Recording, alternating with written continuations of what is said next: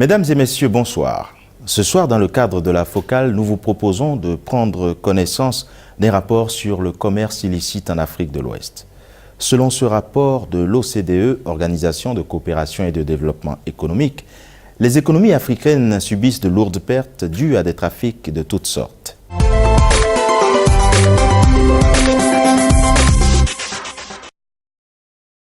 L'économie du commerce illicite en Afrique de l'Ouest. C'est un rapport sur les flux illicites dont la lecture ne peut que sidérer par l'emprise de l'argent noir et par les dégâts qu'il inflige aux pays de la CEDEAO, la communauté économique des États de l'Afrique de l'Ouest. Ce rapport, qui passe en revue 13 économies criminelles et illicites, a été réalisé par l'OCDE, l'Organisation de coopération et de développement économique, à partir d'études de la Commission économique pour l'Afrique des Nations Unies, de la BAD, la Banque africaine de développement, de la Banque mondiale, du NEPAD, du groupe intergouvernemental d'action contre le blanchiment d'argent en Afrique de l'Ouest. Résultat, l'économie du commerce illicite en Afrique de l'Ouest correspond à un détournement estimé à 50 milliards de dollars, alors que l'aide publique au développement n'a pas encore dépassé 41 milliards de dollars en 2016. En matière de cocaïne, par exemple, l'Afrique de l'Ouest est une plaque tournante entre la Colombie et l'Europe.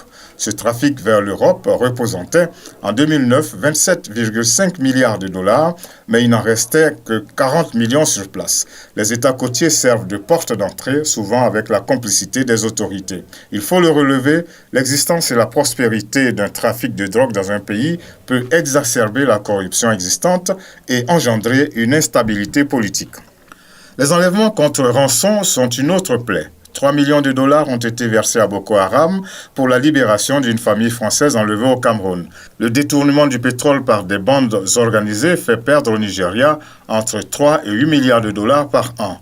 Celui de l'or prive le Ghana de presque un tiers de sa production. Le tabac de contrebande a amputé en 2014 les finances du Mali de 16,6 millions de dollars de recettes douanières.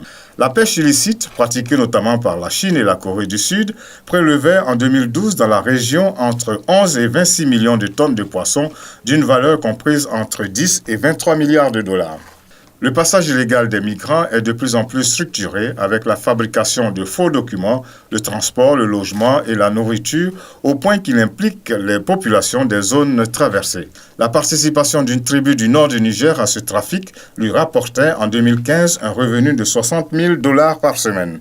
Sans parler des trafics d'armes qui nourrissent les réseaux terroristes, de la piraterie maritime, de la contrefaçon où excelle la Chine et de la cybercriminalité. Quelques certitudes ressortent du rapport. Le Nigeria est le champion en toute catégorie de ces flux illicites.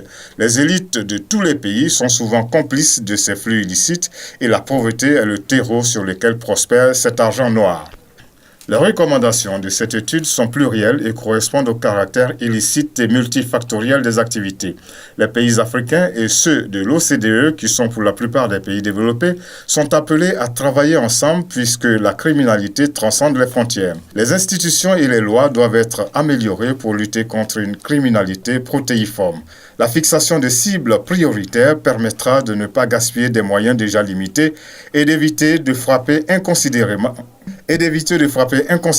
des communautés pour lesquelles les trafics font partie d'une stratégie de survie.